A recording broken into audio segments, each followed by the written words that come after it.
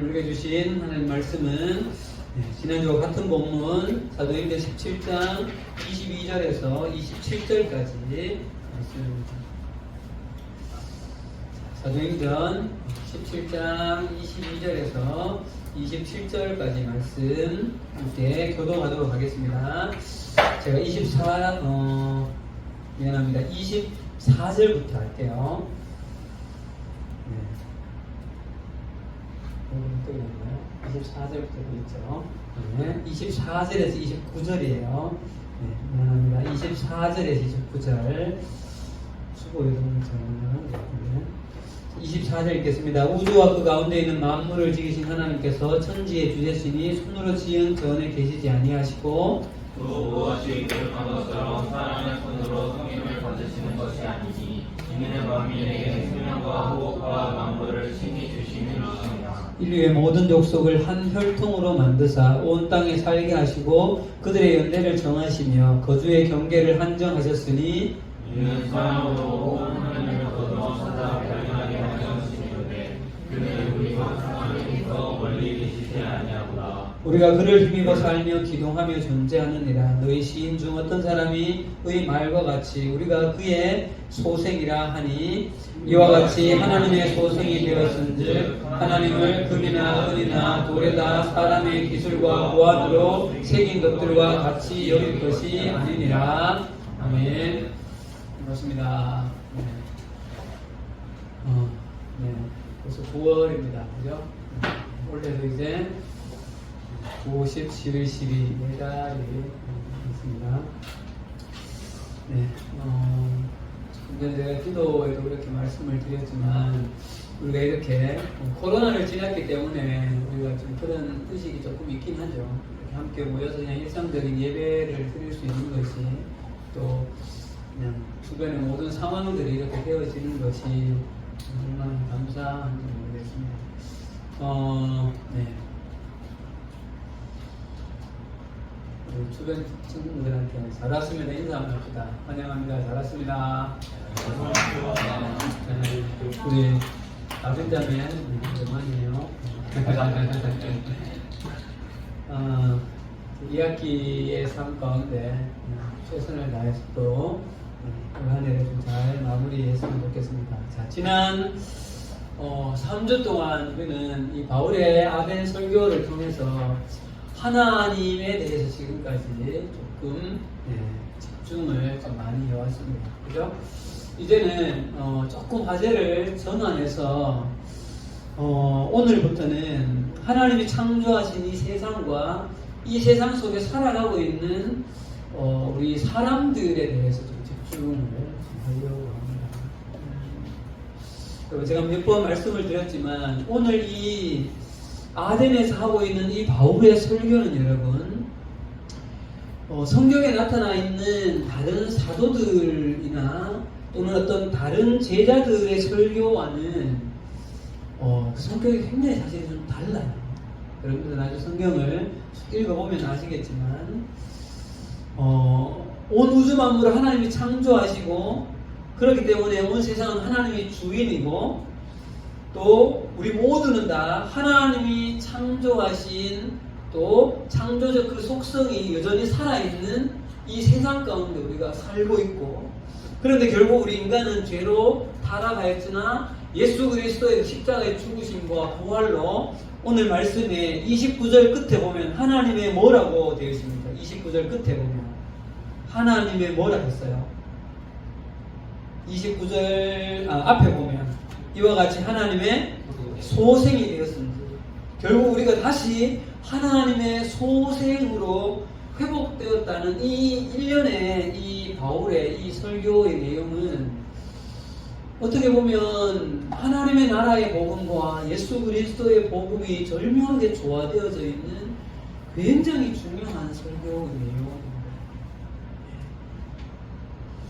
그래서 여러분 이 아덴에서 한 이 설교를 깊이 잘 이해하는 것은 복음을 잘 이해하는 것이고 이 복음을 잘 이해하는 것은 세상을 보는 눈, 세계관을 잘 기독교적으로 성경적으로 형성하는 것이고 조금 더 나가면 우리의 삶의 패러다임이 여기에 건강을 두고 우리는 살아가야 되는 것까지도 연관이 있는 매우 드문 그런 설교의 내용입니다. 그래서 아마 다른 어떤 때보다 지금 하나님에 대해서만 3주 했고 아마 이제 사람에 대해서 또 한 3주 정도 할 것 같아요. 조금 이렇게 오늘은 우리 앞에 있는 인류의 모든 족속을 한 혈통으로 만드사 여기에 좀 포커스를 맞출 거거든요. 조금 우리가 살아가고 있는 이 세상은 어떻고 지금 우리는 어떤 존재이고 그러면 이 세상 속에서 우리는 어떻게 살아야 하고 이런 것에 조금 더 깊이 좀 포커스를 좀 맞춰보려고 합니다. 바울이 이 짧은 구절에 핵심적인 포인트의 메시지들을 가지고 하나님이 세상을 창조하신 이 세상 속에 부여하신 독특한 속성들이 뭔지에 대하여서 짧은 구절이 사실 오늘 우리 본 구절이 몇 구절 안 되는 그 본문에서 우리는 유추해 볼 수 있는 것이 엄청나게 많다는 거죠. 그래서 앞으로 몇 주간의 말씀의 제목이 이렇습니다. 자, 여기를 제가 못 고쳐놨는데요. 오늘 제가 고민을 많이 했다는 소리예요. 이 주보를 보시면 주보에는 말씀의 제목이 뭐라고 되어 있습니까? 특별한 세상을 사는 하나님의 소생 우리들. 이렇게 생각했다가 이렇게 바꾼 거예요. 특별한 세상도 좀 의미가 있다는 거예요. 특별한 세상 속에 사는 우리는 하나님의 소생이고 그런 하나님의 소생인 우리는 어떻게 이 세상을 살아야 하는가. 자, 여기에 좀 포커스를 맞춰서 몇 주간 말씀을 봅시다. 자, 여러분, 바울이 하나님이 창조한 이 세상에 대해서 구체적으로 소개하는 첫 마디가 26절에 인류의 모든 족속을 한 혈통으로 만드사 이렇게 고백하죠. 그럼 그냥 하나님이 사람을 만드사 또는 하나님이 아담을 흙으로 만드사 이렇게 하지 않고 특별한 표현을 넣었죠. 모든 족속을 한 혈통으로 만들었다 이렇게 이야기해요. 여기에는 여러분 한 가지 재미있는 특징이 있어요. 여러분 아덴 사람들이 가지고 있는 심각한 오류를 지적하고 있어요. 그게 뭔가 하면 당시에 아덴 사람들은 자기들이 세상의 중심이라는 의식이 있었어요. 자기 민족이. 여러분 그리스의 이 아테네가 있는 이 반도가 자 넘겨주세요. 지도 한번 보세요. 여기가 아덴이잖아, 그죠? 지금 여기 베레아에서 여기 와 있다고요. 여기 요 반도가 이게 무슨 반도인가 하면 아티카 반도라고 불러요. 자기들은 그리스 사람들 자기들은 제우스를 가장 가까이서 섬기는 자기들은 아티카 반도의 흙에서 특별하게 만들어진 자기들은 다른 민족과는 다른 혈통과는 전혀 다른 특별한 민족이라는 의식이 있었다.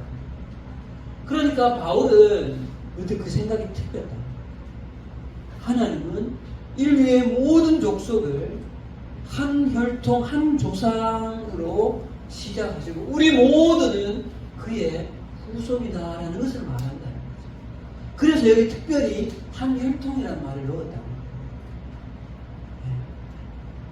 자, 사랑하는 여러분, 사도 바울이 하나님이 창조하신 이 세상으로 이렇게 화제를 좀 전환하죠. 하나님에서 이제는 사람에게로 창조 피조세계로 화제를 전환하면서 가장 먼저 말하고 있는 대상이 사람이에요.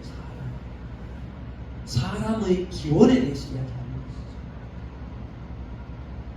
것이죠. 우리가 잘 알듯이 이 땅에 존재하는 온 인류는 수천 년의 역사를 흘러오면서 지금은 수많은 민족과 나라와 사회를 구성하면서 살아가고 있지만 온 인류의 기원은 한 혈통, 한 사람으로 시작되었음을 우리는 너무나 잘 알고 있죠. 그죠? 그 사람이 누구예요, 여러분? 누구예요? 아담과 하와이죠. 네.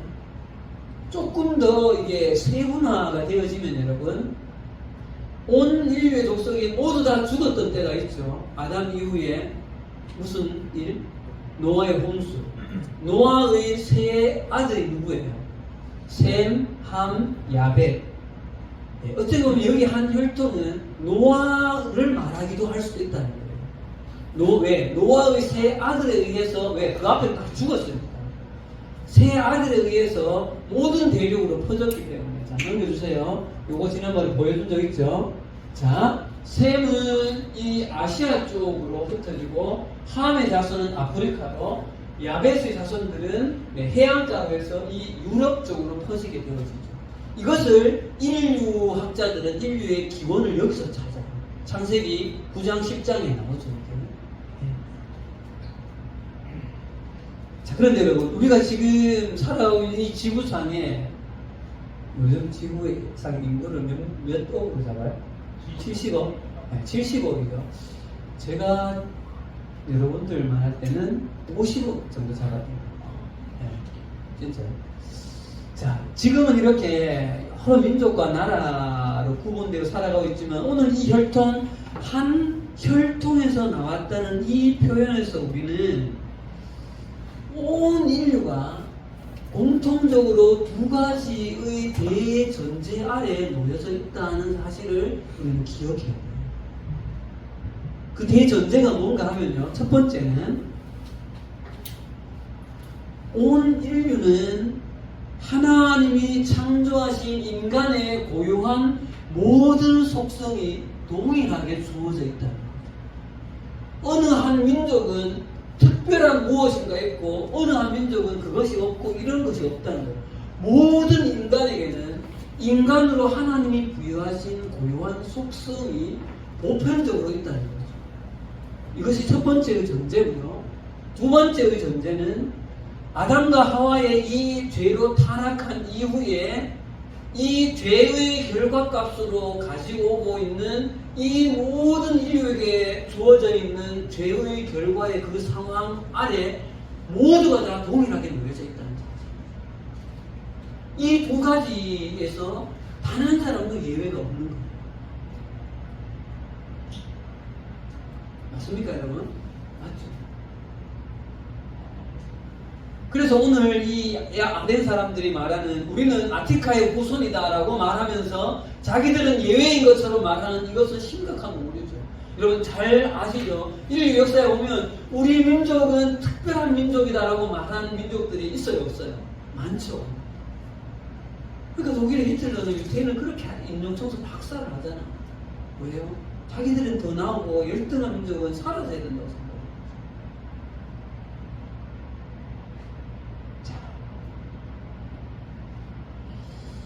그럼 여러분, 이제 지금부터 하나님께서 인간에게 부여하신 이 독특한 다른 피조들과 정말 구별되어지는 이 속성을 몇 가지로 좀 살펴보면서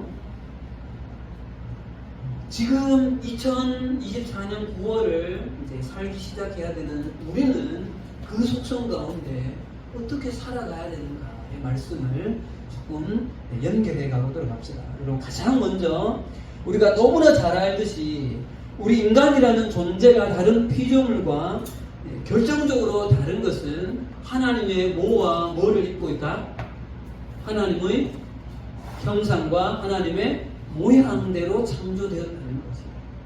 자, 이거는 기본적으로 다들 알고 계실 거예요. 자, 오늘은 창세기 말씀을 몇 곳을 찾아가야 됩니다. 자, 창세기로 갈게요.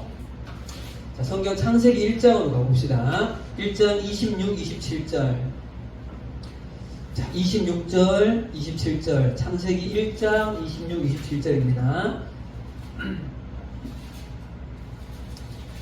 자, 읽어볼까요? 26절 시작. 하나님이 이르시되 우리의 형상을 따라 우리의 모양대로 우리가 사람을 만들고 그들로 바다의 물고기와 하늘의 새와 가축과 온 땅에 기는 모든 것들을 다스리게 하자 하시고 하나님이 자기 형상 곧 하나님의 형상대로 사람을 창조하시되 남자와 여자를 창조하시고. 네. 여러분 여기에서 좀 기본적으로 이제 이 두 가지 의미 정도는 여러분 알고 계십시오. 형상의 원어는 첼렘 또는 셀렘 이렇게 부르는데요. 이것은 한 인격체가 가지고 있는 고유한 속성이나 정체성을 말하는 거예요. 그런 의미가 더 부각되는 거예요. 그러니까 하나님의 속성이 우리 가운데 들어져 있다는 거예요. 자, 그 다음 두 번째, 모양이라는 히브리의 원어는 드뭇, 드뭇. 이 드뭇이라는 말은 그 정체성을 담고 있는 어떤 모양이나 존재하는 방식이나 존재하는 어떤 스타일을 말한다고 볼 수가 있어요. 그래서 여러분, 형상이라는 말은 영어로는 이미지로 보통 번역되고요. 모양이라는 말은 영어로는 likeness로 번역돼요. 그러니까 쉽게 말하면 하나님의 속성이 내재되어져 있고 우리의 삶에 존재하는 존재의 스타일이 하나님처럼 되어지도록 인간을 창조했다는 의미가 되어져요.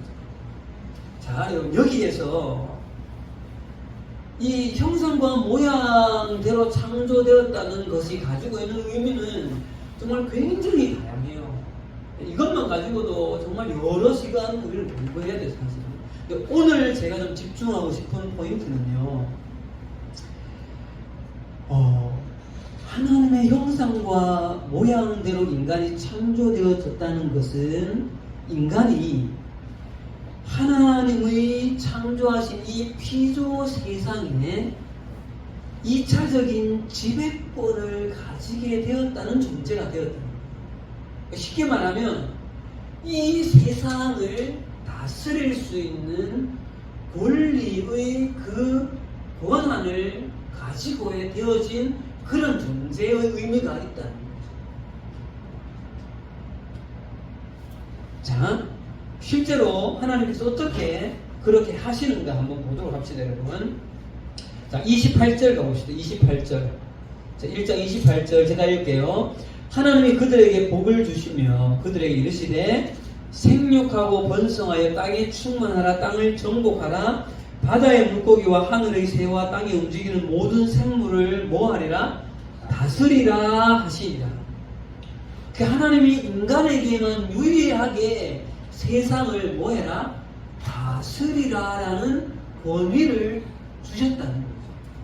자, 근데 이 다스림이 어떻게 구체적으로 실현되는가의 샘플을 하나 봅시다, 여러분. 2장 19절로 가겠습니다. 2장 19절입니다.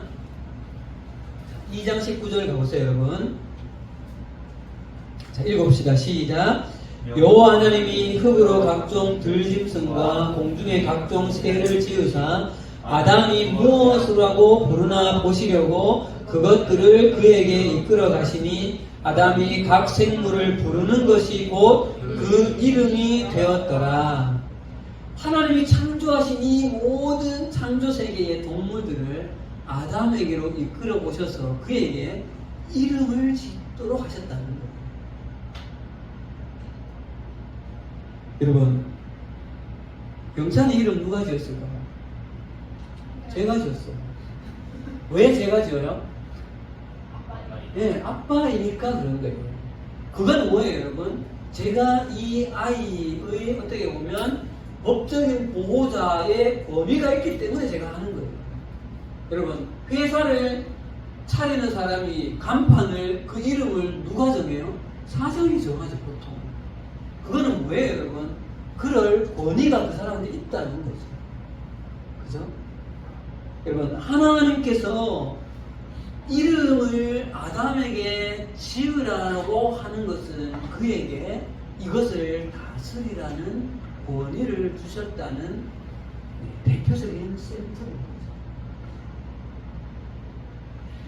하나님은 하나님의 권리를 양도하신 거예요. 이 포인트에서 우리는 우리 인류가 공통적인 속성으로 하나님께서 부여하신 한 가지를 먼저 발견하는데, 그것은 바로 하나님의 창조하신 세상을 향해 일정 부분, 이 말도 중요해요. 무한정이 아닙니다.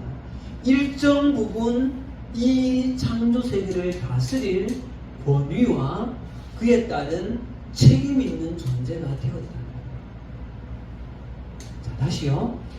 하나님은 우리 인간에게 세상을 향하여서 일정 부분을 다스릴 수 있는 권위와 책임을 하셨다는 거죠. 여기서 권위라는 말 속에는 또 무엇이 포함되어져 있는가 하면요, 권위를 그 아담에게 주셨다는 것은 다스릴 만한 능력치를 그에게 이미 부여해 놓으셨다는 거예요. 다스릴 능력이 없는 자에게 그것을 주시지 않는다는 거죠. 여러분 보세요. 아담이 지금 이름을 딱 사자를 딱 보면서 사자 이렇게 지내는 걸 본 거죠. 이렇게 하는구나 얘가. 너는 라이언이다. 이름을 부여하는 거예요. 다 다르게 부여해줘.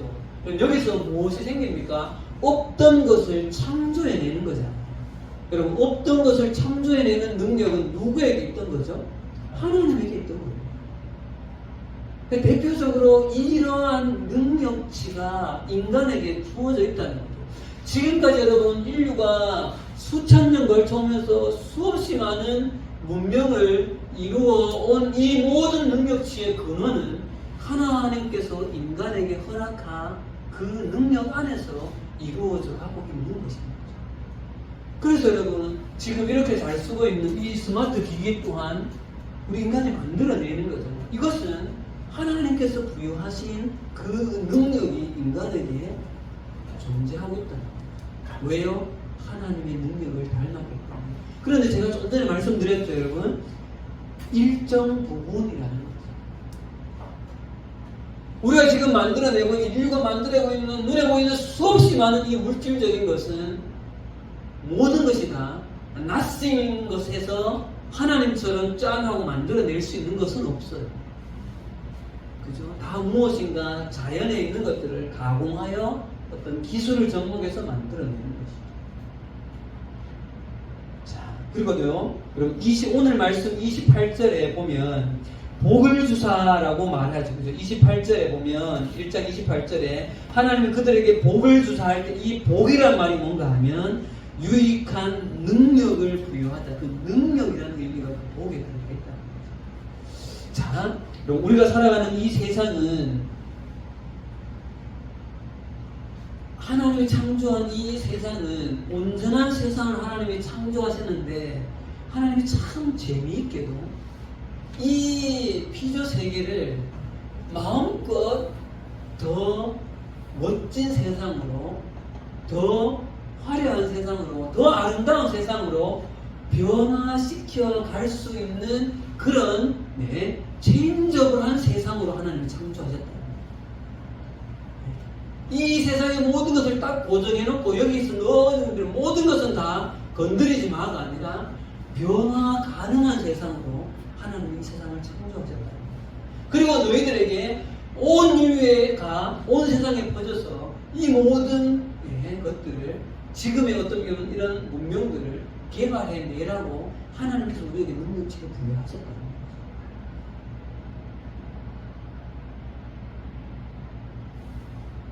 그래서 우리는 이 땅에 정치, 경제, 사회, 문화, 예술, 종교, 교육 수없이 많은 것들이 이렇게 발전해 가고 있는 것이죠. 왜요? 하나님이 그렇게 변화 가능한 세상으로 이 세상을 창조하셨기 때문에. 그리고 그렇게 변화시켜서 더 풍성한 세상으로 인간에게 만들어 가라고 이 세상에게 그렇게 허락하신 거예요. 우리가 좀 전에 봤던 창세기 1장 26, 28절 말씀을 우리 기독교 세계관에서는 뭐 따라할까요? 문화명령. 문화명령이라고 부릅니다. 자,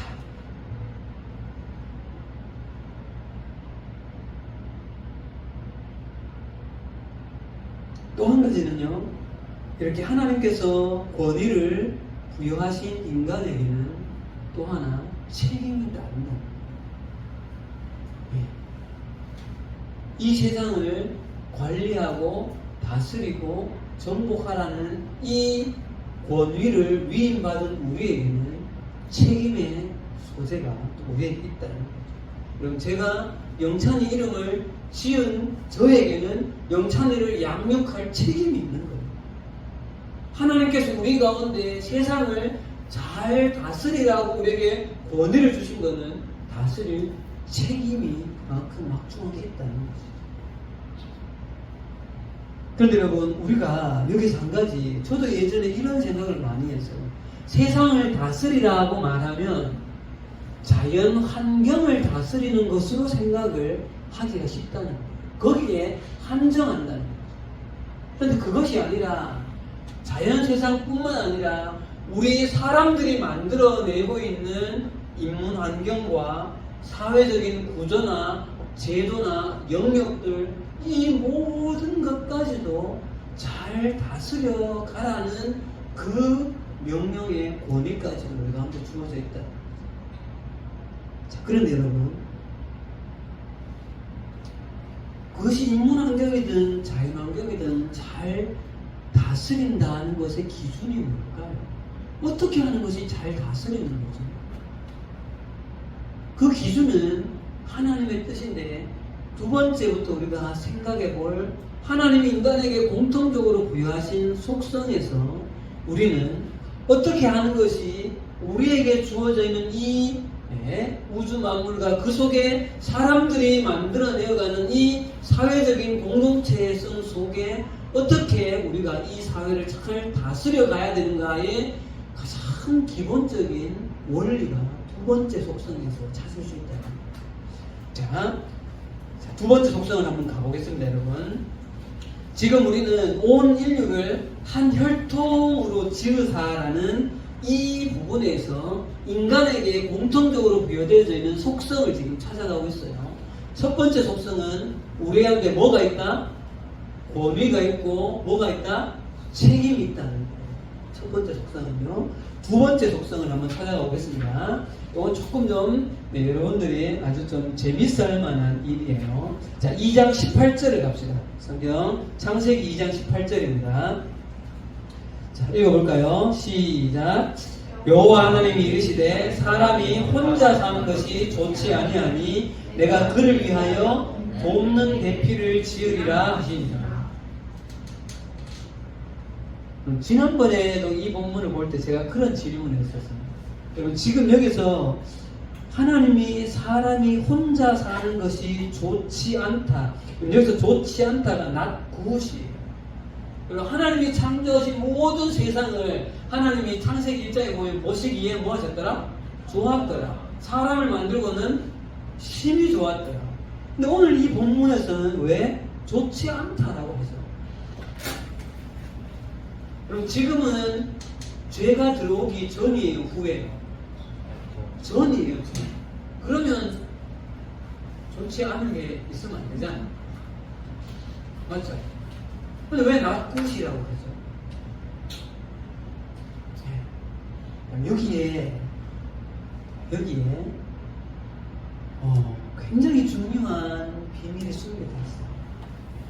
인간이 하나님의 모양대로 창조되었다는 것의 의미가 여기에 포함되어 있다. 아까 여러분 모양이 드뭇이라고 했고 라이크스니스, 하나님의 존재하는 양식, 존재 스타일의 의미가 있다고 했죠. 그렇죠? 잠 생각해 봅시다, 여러분. 우리 하나님 하면 하나님은 삼위일체를 생각하죠. 세 분이지만 한 분인 하나님에 대해 생각을 해요. 어려운 개념이죠. 그런데 생각해 보세요, 여러분. 이 인간이라는 종이 하나님과 함께 하나님의 존재 양식을 따르려면 유일하게 혼자 있어서 하나님의 그 공동체성을 따를 수가 있어요, 없어요? 불가능한 거죠. 맞죠, 그죠?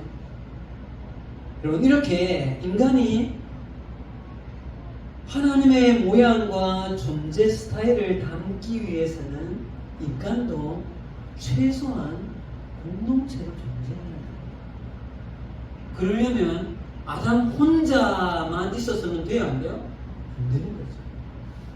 그래서 하나님 그것을 보시고 싱글로 존재하고 있는 유일한 이 피조 세계의 종인 인간이라는 종을 보시면 낫굿이라고 하십니다. 자, 그래서 하나님이 누구를 창조해요? 하와를 창조해요. 그런데 재미있는 것은 여러분, 하와를 어떻게 창조하냐? 자, 자, 한번 가봅시다. 여러분, 이 원리를 잘 알아야 돼요. 21절입니다. 21절. 여러분, 알고 있는 건데, 이 의미 부여를 함께 찾아봅시다. 21절, 시작. 여호와 하나님이 아담을 깊이 잠들게 하시니 잠들매 그가 그 갈빗대 하나를 취하고 살로 대신 채우고 여호와 하나님이 아담에게 취하신 그 갈빗대로 여자를 만드시고 그를 아담에게로 이끌어 오시니. 여러분, 그런 질문 한번 해보시죠. 이 말씀에서 어떤 질문이 좀 생겨요? 왜 굳이 갈빗대냐? 그죠? 유일하게 한 개 빼내도 괜찮은 데가 갈빗대긴 해. 갑자기 다리 뼈 빼내면 안 되잖아. 갈비뼈는 여러 개 있으니까 한 개를 빼내도 그냥 그러면 아담을 흙으로 만들었잖아요. 그러면 하와도 그냥 딱 흙으로 만드시면 되잖아요. 근데 왜 굳이 그것도 이상해. 그냥 잠이 들었고 이게 뼈라미를 꺼내는 것도 어떻게 꺼내는지 잘 모르겠지만 뭐 하나님이기 때문에 그건 가능하다 치고 왜 그렇게 하셨는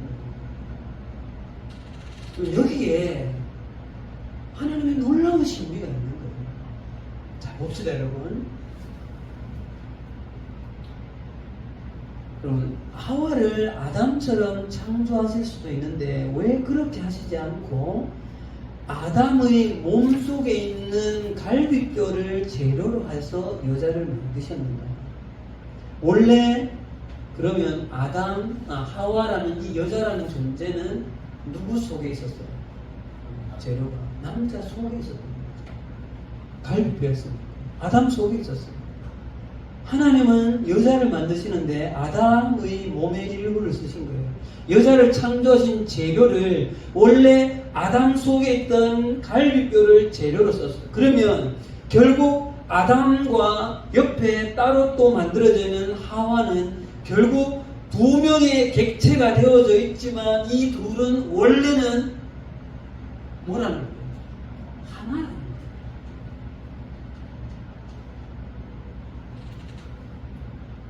여러분, 왜 지금 하나님이 이렇게 작업을 하실까요? 왜 아담 속에 굳이 있는 그 속에서 하나를 꺼내서 새로운 객체를 만드시는가? 아까 말했듯이 하나님의 존재 방식대로 인간을 만드시고 계신 거예요. 지금 삼위일체, 하나이면서도 셋이지만 하나. 아담과 하와는 지금 둘이지만 원래는 하나라는 거죠.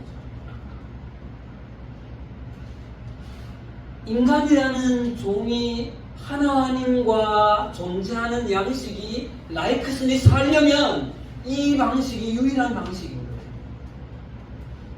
둘이지만 하나인 거예요, 원래. 그러니까 하나이면서 동시에 공동체 둘로 존재하는 이 존재 스타일을 인간에게 부여하신 거죠. 하나님의 그 삼위일체의 독특한 존재 양식을 인간에게 그대로 투영하고 싶어서 남자에게 있는 갈비뼈를 꺼내서 여자를 창조하신 거죠. 그리고 잠에서 깨어났어요. 아담이 아파했을까요? 모르겠어요. 아파했는지 갈비뼈가 하나가 없어졌는지 알았을까요? 잘 모르겠어요. 알았는 것 같아요. 저는. 왜냐하면 여러분, 자, 눈 떴어요. 그동안 없었던 존재가 자기 앞에 하와가 딱 나타났어요. 하와가 자기에게 옵니다. 아담이 뭐라고 고백합니까? 자, 23절 시작. 아담이 이르되 이는 내 뼈 중에 뼈요 살 중에 살이다. 보고 하와를 보면서 안녕이 아니라 너 내 뼈네 이렇게 이야기하잖아요. 알았던 것 같아요.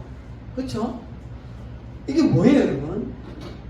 너는 곧 내 뼈고 내 살이다. 결국 너는 나와 하나다. 너는 나라는 사실. 곧 네가 나고 내가 너이다 라는 그 독특함을 깨달은 거예요. 그러니까 이 고백, 너는 내 뼈 중에 뼈요 살 중에 살이라고 말하는 이 말은 하나님께서 의도하신 당신의 그 존재 방식의 의도에 딱 맞는 놀라운 고백을 한 거죠. 아담 한 명과 하와 한 명을 더하면 두 명이 되어야 되지만 실제적으로 아담 입에서 나온 고백은 우리는 둘이 아니라 하나라는 거죠. 아담이 하와를 이렇게 부르죠. 네? 남자를 여러분 이슈라고 하는데 남자에게서 꺼내었기 때문에 여자라고 부르면서 이샤라고 말해요. 이샤 같은 어원인 거죠.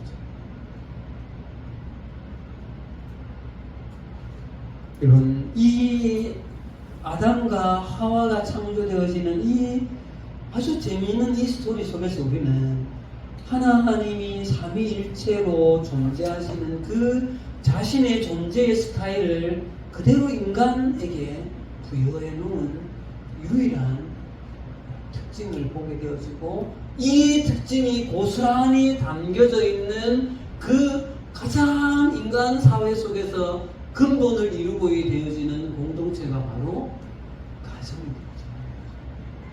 그래서 여러분 뒤에 24절입니다. 24절 25절 6사 시작. 이러므로 남자가 부모를 떠나 아내와 합하여 둘이 한 몸을, 여러분 둘이 한 몸을 이룰지라가 바로 하나님의 존재 방식, 둘이지만 하나고 하나이지만 공동체라는 독특한 양식이 바로 가정. 그래서 가정은 여기서 시작해요.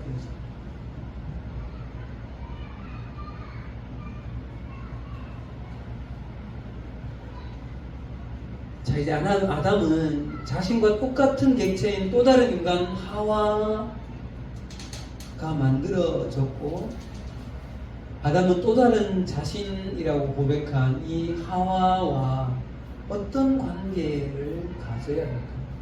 하와를 대할 때 어떻게 대해야 할까? 하와가 또 다른 객체이지만 이 하와는 곧 누구예요? 자기예요. 신약에 와서 예수님이 하신 가장 중요한 두 가지 계명이 뭡니까라고 물었을 때 두 번째 예수님이 뭐라고 말씀하세요? 내 이웃을 네 몸처럼 사랑하라는 말씀의 시작이 여기입니다. 그럼 여기서 우리는 조금 전에 말씀드렸던 인간이 사회적인 환경, 인문 환경 속에서 가정을 넘어서서 사회에 수없이 많은 공동체가 앞으로 만들어져 나가는데 인간이 창조해낸 이 모든 사회라는 민족이라는 더 나아가서 나라라는 이 모든 공동체의 인간관계와 인간사회를 다스리는 근본적인 속성의 기준으로 허락하신 것이 바로 너는 나다 사랑의 관계가 그것에 사랑인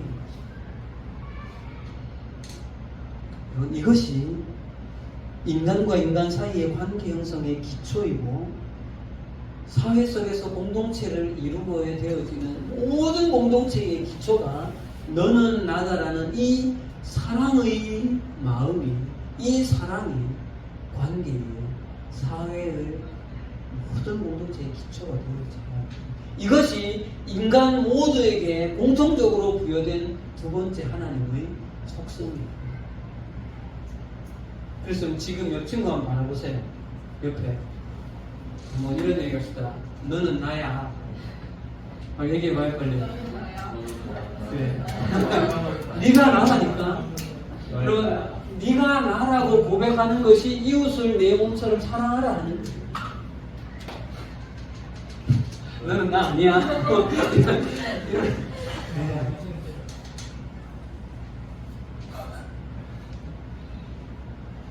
자, 이제 말씀을 마무리하면서요.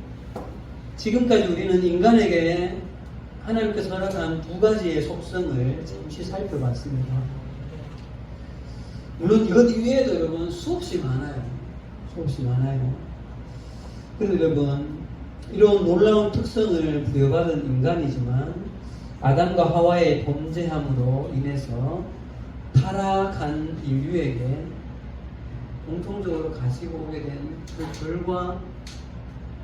결과가 어떤지 한번 생각해 봅시다. 하나님이 창조 세계를 다스릴 권위와 책임을 허락하신 이 인류가 지금까지 자연환경뿐만 아니라 정치, 경제, 사회, 문화, 교육 여러 영역에 부여받은 이 권위를 잘 사용하고 있고 책임을 다하고 있는가라고 물어본다면 우리는 어떻게 대답할 수 있을까요? 두 번째 속성인 인간과 인간 사이의 관계의 중심, 사회의 모든 공동체의 다스림의 기준이 사랑에 있다라고 성경은 하나님 그렇게 우리를 창조하셨는데 온 인류는 지금까지 이 사랑의 기준을 잘 가지고 세상을 다스리고 있는가를 돌아보면 정말 참담하게 그지가 없죠. 사랑이 아니라 자기 이익을 위해서는 남을 철저히 이용하고 다른 사람의 생명을 해하는 것까지도 우리는 너무 자주 목격하게 되어지는 시대를 살고 있는 거죠.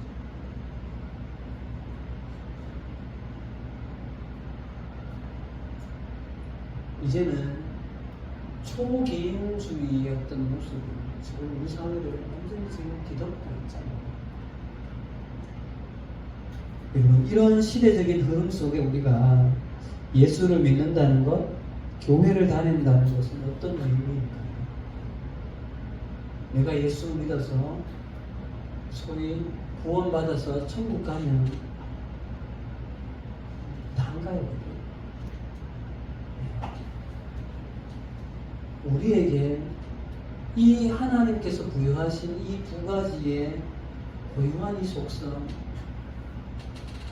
내가 너다 사랑에 기초하여서 우리 지금 이 야긴과 보아스와 마르테스 이 공동체도 마찬가지입니다. 너는 나다라는 이 사랑이 이 모이는 이 예배 공동체 가운데 깊이 자리 잡아야만 거기 하나님 나라는 일하는. 또 우리 지금 이 야긴과 보아스 이 공동체에 우리에게 부여되어진 책임과 또한 우리에게 주어진 이 권위를 잘 사용해서 이 공동체를 잘 세워가야 하는 것이죠. 여러분들이 지금 속해 있는 학교라는 곳, 교실 똑같은 거예요. 그것이 여러분 이 원리가 교회만 적용되어지는 건가요? 절대 그렇지 않습니다. 여러분들이 앞으로 나가게 될 회사, 학교, 어떤 공동체, 그것이 크리스찬이든 넌 크리스찬이든 누구든지 상관없이 우리가 가는 곳에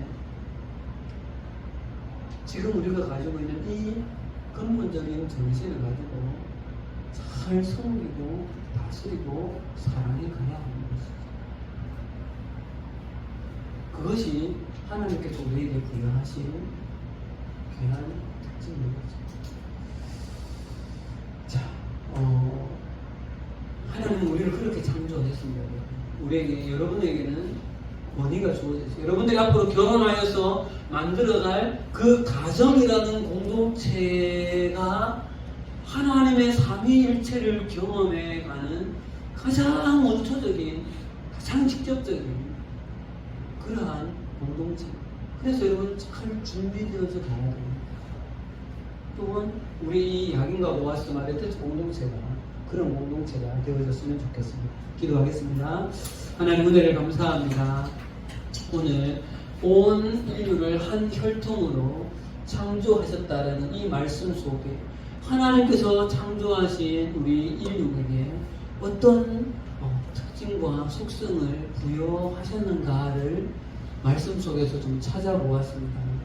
하나님, 그런 이것들 이상으로 더 많은 것들이 하나님께서 우리 가운데 허락하시는데 우리가 조금씩 우리에게 부여되어진 그 창조의 하나님의 형상과 모양을 잘 깨닫게 하시고 우리가 그렇게 책임 있는 하나님 허락하신 권위를 사랑으로 잘 정말 다스려갈 수 있도록 주님 인도하여 주시옵소서. 예수님 이름으로 기도합니다. 아멘.